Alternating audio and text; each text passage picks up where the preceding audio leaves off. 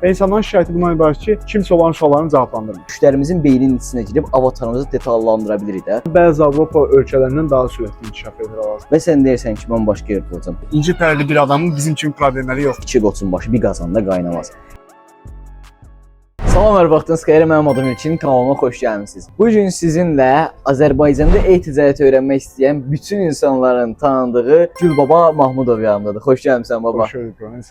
Əlayəm, sən yaxşı olasan. Çox sağ ol ki, dəvətimi qəbul elədin və bu günləri mənim kanalımdakı izləyicilərimiz üçün e-ticarət təcrübələrini paylaşmaq üçün bizimləsən. Mən də təşəkkür edirəm dəvətin üçün. İnşallah bu gün həm maraqlı, həm də ki, lazımlı məlumatlar öyrənəcəyik, həm də başımıza keçənləri danışacağıq. Əla, baba, bizə bu günlər ən çox maraqlı olan sənin təcrübələrindir. Çünki kanaldakılar məni azdan çoxdan tanıyırlar Instagramdan, YouTubedan. Amma səni də daha çox tanıyırlar. Lakin o backstage-dəki məsələləri sən çox yerdə danışmamısan. Səndən bu gün o hekayələri istəyəcəyik. İnşallah. Səninlə eBay təcrübələrini, baba özü əvvəllər eBay dropshipping-lə məşğul olub. Hətta mən onun şəxsən özünü o sahə üzrə tanımışam. Sonra isə Shopify dropshipping-də kifayət qədər uğurlu mağazaların, hətta brendlərin idarəçiliyində də hal-hazırda. İlk sualım belədir baba. Elektron ticarətə necə başladın? Yəni eBay dropshipping-ə necə başladın? Elektron ticarəti əslində mənim məqsədim ticarətə başlamaq deyildi, sən dediyin kimi. Əsas məsələ hər hansı bir şəkildə onlayndan pul qazanmaq idi, yəni digitaldan pul qazanmaq idi. Mən də bundan YouTube-la başlamağa çalışırdım ki, YouTube-da bir qazanc əldə edeyim, ən azından videolar çəkim, paylaşım. Və YouTube-un da sayəsində əslində çox iş modellərini öyrənmiş oldum. Yəni başlanğıcda əslində dizaynla tutmuş video editinqə qədər bütün işləri öyrənmiş oldum ki, onun üçün YouTube-a dərslər düşürdüm mən bu sayədə. Amma təxmini başlayandan bir 2 il falan sonra, yəni hardasa bundan bir 3 il əvvəl falan YouTube-da qabağıma çıxan videolar vardı eBay dropshipping ilə bağlı. Mən həmin sırada araşdırma edəndə Azərbaycanda 1-2 nəfər falan vardı. Hətta 1 nəfər vardı videolar çəkən. Həmin günləri çox yaxşı xatırlayıram. Yəni 3-4 dənə videosu var idi. Yəni heç bir şey öyrənmək də mümkün deyildi. Videolarda çox yaxşı çəkilməmişdi dərs olaraq. İçində çox az məlumatlar var idi, ekran görüntüləri falan yox idi, heç bir şey yox idi. Yəni çox az məlumat öyrənə bildik. Daha sonra da Gürkan Zon'un videoları vardı, lap eski köhnə videoları, onlara baxdım. Yəni bildiyimlə biraz bildiklərimi qarışdırıb dedim ki, başlayacağam da, yəni nə olar olar. O şəkildə başladım eBay dropshipping. Əladır. Əslində baba, sənin dediyin günləri bayaq dediyim kimi çox yaxşı xatırlayıram. Hətta mən özüm belə 3 il bundan əvvəl babanın kontenti çəkməyə başladıqdan sonraki müddətdə araşdırma edəndə Azərbaycan bazarında heç bir məhsul tapamadım, heç bir məlumat tapamadım. Keçdim mən də Avropalara baxmağa, ingilis dilində proyektlərə baxmağa, eBay mağazalarına baxmağa. Onların da əsas hissəsi lazımlı məlumatları kənara qoymuşlar, əsasən satış edirdilər. Türklərlə falan işləməyə başladım, mentorluqlar falan. Ancaq bu şəkildə işi tamamlamaq mümkün oldu. Mentorluqlarla başladım. Problem də bilsən nədir? Yəni o xaricilərin videolarına baxırsan düzdür. Amma həmin videolarda indi izləyicilərin də bildiyi kimi bizim ölkəyə aid deyil həmin videolar. Yəni çox qəşəng onlardakı problem başqa şeydir, bizdəki problem başqa şeydir. Yəni İngiltərəli bir adamın bizim kimi problemləri yoxdur, yəni hesablasma problemi yoxdur. Tamamilə düzdür. Sadəcə o kart hissəsi qeyd edirlər eBay-də. Orada mən 3 ay yarım əlləşmişdim. Səninlə danışandan sonra mən onun həllini tapmışdım bu məsələdə. Ən sondakı kart bağlamaq. Hə, həmin günləri çox yaxşı xatırlayıram. Hətta tələbələrimə belə arada deyirəm ki, mən elə hissələr olurdu ki, o həmin hissələrin üstünə 3 ay, 4 ay vaxt itirirdim. İndi onlar 2 həftə bir məsələni həll eləyəməyəndə sırası olurdu. Mən bu əldə olmayacaq, bağlandı getdi. Deyilən şey olur. 2 həftəyə bir xırda problemin öhdəsindən gələnməsən, qabaqda eləsinə məsələlər gəlir. Böyük qazancların böyük problemləri olur. Hamısının öhdəsindən gələcək. Yəni bu sektor elə sektordur ki, nə qədər çox problemlə qarşılaşsan, bir o qədər çox qazanc əldə edirsən. Eyni qaydada səndən razıyam. eBay-dən sonra baba Shopify-a keçməyimin bəs səbəbi nə oldu? eBay-də açığı mənim bir tək mağazam yox idi. Ondan sonra bir mağaza daha açdım. 2 dənə mağaza ilə davam edirdim eBay hissəsində. Çünki bir mağazanın gördüm ki, gəlirləri məni qane eləmir. Yəni günə 8-10 dollar falan gəlir və yaxud saatlıq bir neçə dollar gəlir, məni qane eləmir həmin dövrlərdə. Ona görə də növbəti bir mağaza açdım. Dedim ki, indi eyni anda yürüdəcəm və eyni anda satışlar edəcəm. Amma ondan sonraki dövrdə də yenə də gələn qazanc məni qane eləmədiyinə görə həmin 2 dənə mağazanı dayandırdım, Shopify-a başlamaq qərarına gəldim. Yenə də Shopify başlayanda bu arada yenə də Azərbaycanda bir şey yox idi, məlumat yox idi, yəni kurs, təlim falan yox idi. Ən azından YouTube-da paylaşılmış. Yenə Gürkan sağ olsun, Gürkan videolarından bir də ki, xarici videolardan başlayaraq. Həmin günləri çox yaxşı xatırlayıram. Həmin günlərdə rəqabət o qədər çox idi ki, yəni qazanclıq həqiqətən də gündəlik 20 dollar, 30 dollar ortalama bir qazanc idi. Ona görə də həmin dövrlərdə qazanc əldə etmək çətin və buna görə də Shopify-a keçdim. Shopify-a başladım ondan sonra. Shopify-dan sonra bəs necə oldu? Shopify-a başladım. İlk növbədə Shopify Amerika və Avropa bazarından başladım. Çünki o dövrdə biraz daha boş idi həmin bazarlar və daha rahat idi orada satış eləmək. Amma daha sonra indiki dövrdə məşhur olan Türkiyə, digər xırda Avropa ölkələri bazarları çıxdı ortaya. Mən də əslində yeni başlayanda xarici bazardan başlamışdım deyə bizim bu Avropa, daha doğrusu Türkiyə bazarına falan çox da bir təcrübəm yox idi. Yəni necə olacağı, kreativindən tutmuş saytına qədər necə eləməliyəm heç bir təcrübəm yox idi. Ona görə də yenə kurs ala-ala və yaxud öyrənə-öyrənə belə davam edirəm. Amma əslində bir yerdən sonra özün də fikir vermisən ki, Türkiyə bazarında satış eləmək Amerikadan daha asan. Azərbaycanda bu yaxında bəlkə sən də görmüsən, challenge eləmişdim 30 günlük, yəni sıfırdan market. Əlbəttə ki, baxmışam.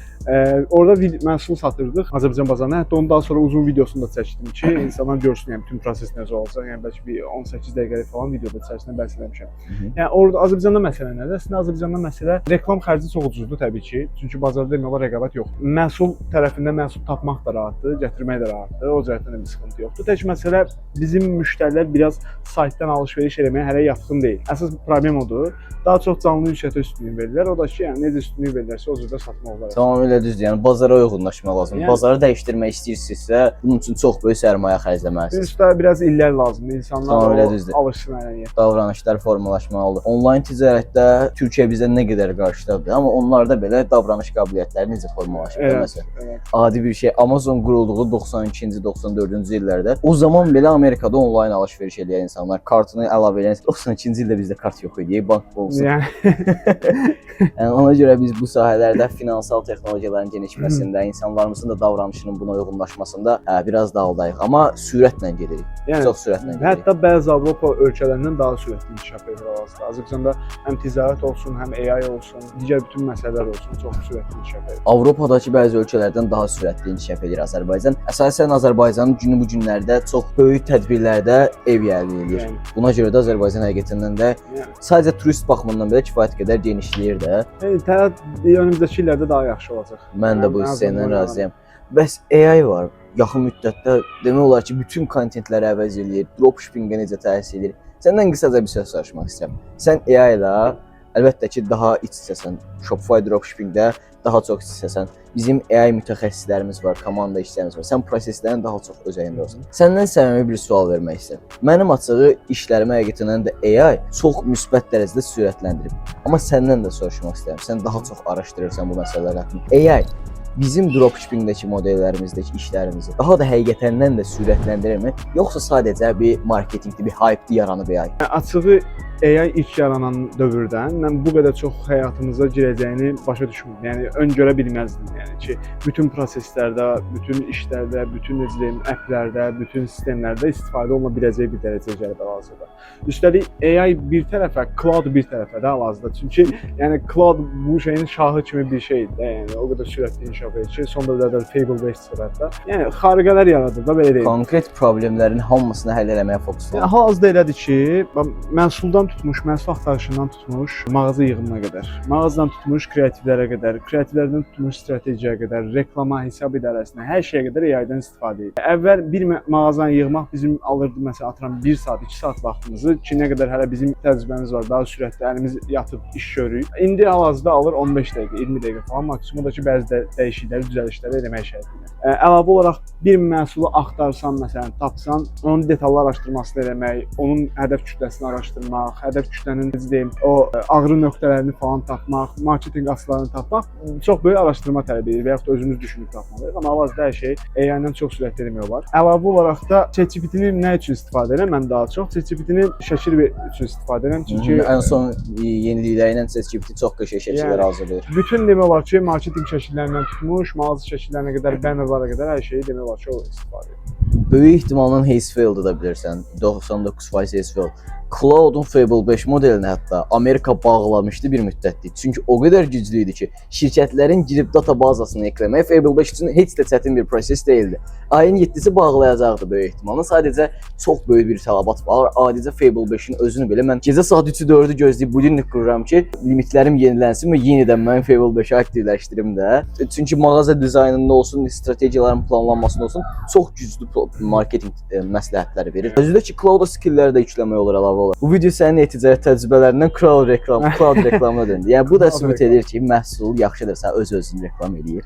Onun heç bir reklama ehtiyacı yoxdur. Ehtiyacı yoxdur. Yəni açığı mən ən çox istifadə etdiyim təbii ki cloud-dur. Sən də çox ən çox istifadə etdiyin cloud-dur. Amma cloud-un öz içərisindəki bu indi kod falan məsələsini zaten bilirik, kod yazmağının necə güclü olduğunu bilirik. O cəhətdən heç. Ondan əlavə digər gördüyü işlər ən çox mənim xoşladığım iş bunun yazma bacarığı, yəni yazma bacarığı. Marketing skriptləri olsun və yaxud ssenarilər olsun, bütün mövzularda yaxşı storytelling tərzində yaza bilir. Həm də realist insanlara fokuslana bilir. Daha realist ola bilir. Real, yəni ChatGPT kimi uydurmur özündən bəzi şeylər. Ay sağ. Verirsən, səndən bir şey hazırlanmasını istəyirsən. Orada süyniliyi, saxta tərifi çox görsən. Cloud amma səmimi bir şəkildə deyir və olanı deyir və bu daha yaxşıdır. Cloud-da mən sadəcə psixologiya skili işləmişəm xüsusi olaraq. Sadəcə psixologiya skili ilə belə biz rahatlıqla müştərimizin beyninin içinə girib avatarımızı detallandıra bilirik də. Bu da bizim marketinqimizə birbaşa təsir edir.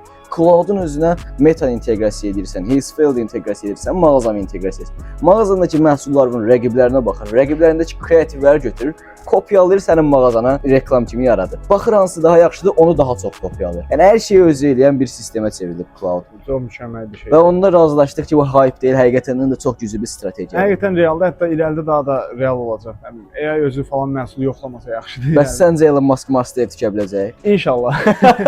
Mən də çox ümidim var. Yəni inan mənə, hətta belə məsələlər haqqında birdən keçid elədim. Fikirləşəndə ki, bizdən bir 50 il bundan qabaq, 60 il bundan qabaq əgər babama beləsinə bir məsələ haqqında var olacağını desəydim, o da eyni mənim kimi fikirləşərdi ki, bu mümkün deyil. Ki mən indi Marsda və ya hər hansısa fərqli planetlərdə ulduzlar arası səyahətin olacağına inanmıram desəm, bu insanlığın indiyə kimi gördüyü şeylərə, sübut elədiyi hərəkətlərə hörmətsizlik olar. Hələ ki inanmırıq, hələ ki. Yeni bir şey çıxmır.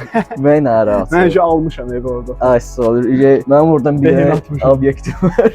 Bəs baba, bundan da əlavə olaraq hal-hazırda bazarda görürsən ki, çoxlu kontentlər yaradan təcrübəsiz insanlar var. Sadəcə marketinq eləmək üçün paylaşır. Bunlar sənin də qarşına çıxır. Bəs bunlar haqqında nə fikirləşirsən? Səncə Azərbaycanda kifayət qədər keyfiyyətli kontent hazırlayanlar varmı Azərbaycan bazarında? E-ticarət sahəsində.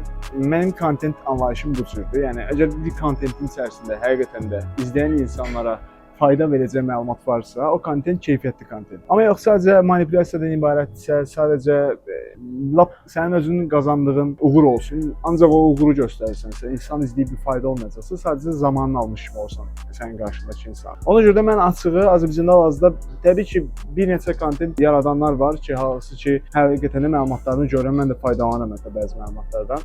Amma bir çoxu sadəcə, necə deyim, ya satış göstərən kontentçilərdən ibarətdir, ya marketinq edən kontentçilərdən ibarətdir. Yəni çox belə detallı, səmimi videolar görmürəm. Və əlavə olaraq da mən mesaj yazan insanlara mən çalışıram hər zaman daha tez cavab verim. Çünki nəsə sual soruşan olanda və yaxud nəsə öyrənmək istəyən olanda, yəni istərsəniz mən də bir şey öyrənirəm. Və insanların şikayəti bundan ibarət ki, kimsə olan suallarını cavablandırmır. Yəni açığı mənim buna münasibətim biraz yaxşı deyil. Ona görə də çalışmaq lazım ki, insanlara maksimum faydalı olsun. Marketinq üçün də ola bilər təbii ki, satışlarda göstərə bilərsən, amma əsas məsələ insanların o videodan bir şey qazanması, öyrənməsi. Yaxşı baba, bəs sənin fikrincə Azərbaycan bazarında yaxşı kontentləri kimlər hazırlayır, məlumatlandırıcı, keyfiyyətli? Açığı gənc uşaqlardan görürəm videolar paylaşanlar.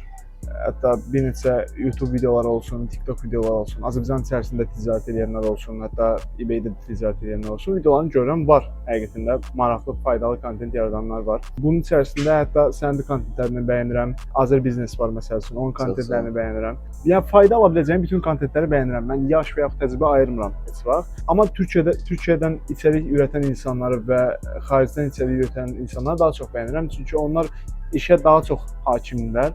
Daha yaxşı videolar hazırlayırlar və videonun içərisində həqiqətən də məlumat var. Mənim ən çox xoşladığım şey budur.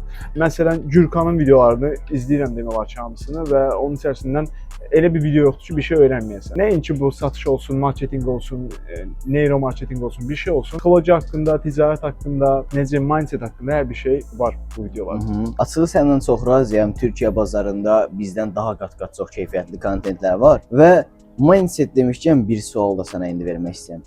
E-ticarətə başlayan insanlar Shopify olsun, eBay olsun, böyük hissəsi dostları ilə başlamaq seçirlər və ya ortaqlar tapırlar, birlikdə başlayırlar, yatırımlar almağa fikirləşirlər. Bu hissədə səncə düşüncə mindsetin necə olmalı? Yəni ortağı nəyə görə seçməlisən və ya səninlə bu işi görəcək birinə əsas prioritetləşdirən şey nə olmalıdır? Yəni açığı mən bu işə tək başlamışam, belə deyim. Çünki həmin dövrdə mənim bu işi görəcək bir dostum yox idi ətrafımda. Ən azından hərəsi fərqli işlərlə məşğul olurdular və bəlkə zaman yox idi və s. Amma məncə də biri ilə başlamaq ən yaxşı variantdır. Çünki ən azından motivasiya olur başlanğıc üçün və yardım olur bütün işlərdə. Çətinlik olanda sənin ətrafında olacaq, yardım edəcək bir insan olur ki, bu işi daha yaxşı atladasın və istifadə edəsən. Mindset tərəfindən bu çox vacib bir məsələdir. Ona görə də əgər həqiqətən də sizin güvəndiyiniz və bu işlərə maraqlı bir dostunuz varsa, bu işə onlarla başlayın və hətta onları da cəlb edin, ətrafınızdakiləri da cəlb edin ki, bunun faydalarından yararlansınlar. Onlar da sizə böyüyəndə təşəkkür edəcəklər bu arada buna görə. Həqiqətən də bu belə olacaq. Mənim də bu məsələdə fikrim açığı elə səninkindən eynidir. Mən də fikirləşirəm ki, sizin kimi bir dostunuz varsa, ortaqlı bir şəkildə başlaya bilərsiniz. Amma ki, bunu mən yox, atalar deyib iki qoçun başı bir qazanda qaynamaz. Əgər biriniz ego, daha doğrusu ikiniz də egolu olsa, ikiniz də lider olmaq istəsə, bu zaman o ortaqlıq çox getməyəcək. Biri liderlik eləyəndə, biri də bitirici güc olmalıdır. Yəni ki, biri düşünən beyin olanda, biri də endirən yumruq olmalıdır. Ona görə də mən fikirləşirəm ki, ən yaxşı ortaqlıqlar baba, biri həqiqətən də yaxşı iş bitirici, biri də yaxşı iş qurucu olmalıdır. Yox, ikisi də yaxşı iş qurucu olsa, ortaqlıq çox getməz. İkisi də yaxşı bitirici olsa, çox iləri getməz də. Bu ənənəvi iş modellərində belədir. Baxırsan ki, ortaqlıqlar amma ikisi də alverçidirlər də.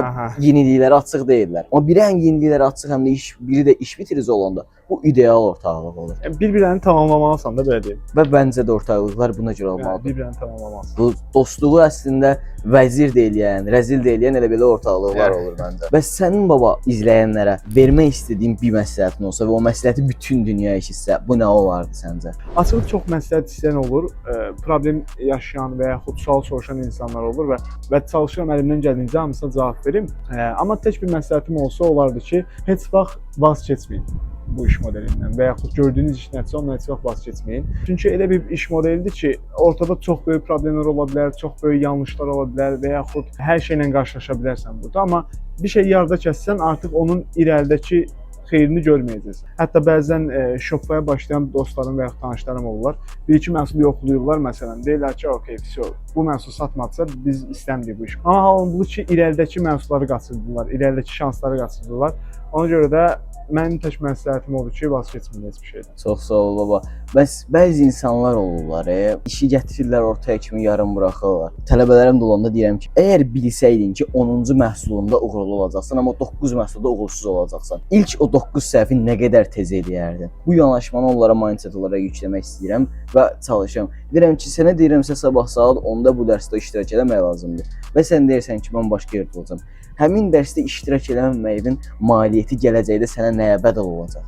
Bunu fikirləşirsən, həmin dərs saatında orada olmaq əvəzinə lazımsız bir fəaliyyəti daha üstün tutursan və bu məsələləri fikirləşdirib onlara necə fərqindəliyə çatdırmağa çalışır. Yəni bu işin əsası düşüncədən başlayır. Çünki sənin düşüncə yapın dəyişməsə, baxış tərzin dəyişməsə, baxış bucağın dəyişməsə və ən əsası alışqanlıqların dəyişməsə, sənin həyatın və qazandığın gəlir heç bir şəkildə dəyişmir. Tam olaraq sən də bu məsələ ilə də razıyam baba. Baba çox sağ ol bu günlərin bizə bu qədər məsləhət verib, bizə təcrübələrini paylaşdığın üçün. Həqiqətən də bu bizim hamımız üçün, şəxsən mənim üçün çox faydalı oldu. Və izləyicilərin də nə qədər faydalanacağından əminəm. Mən də təşəkkür edirəm dəvətin üçün. Və inşallah ki, bütün izləyənlərə faydalı məlumat verə bilmiş olduq. İrəlidə də lazım olan mövzularda və ehtiyac olan mövzularda inşallah video olsun. İnşallah. Biz onsuz da iş prosesində əməkdaşlıqlarımızı davamlı bir şəkildə irəlidəcəyik. İzləyicilərin də maraqları sayəsində əgər yeni bir tələbləri olarsa, yeni bir video istəyirlərsə, əlbəttə ki, yenə bir yerdə olacaq. Görüşərik. İnşallah. Müvəffəq olun.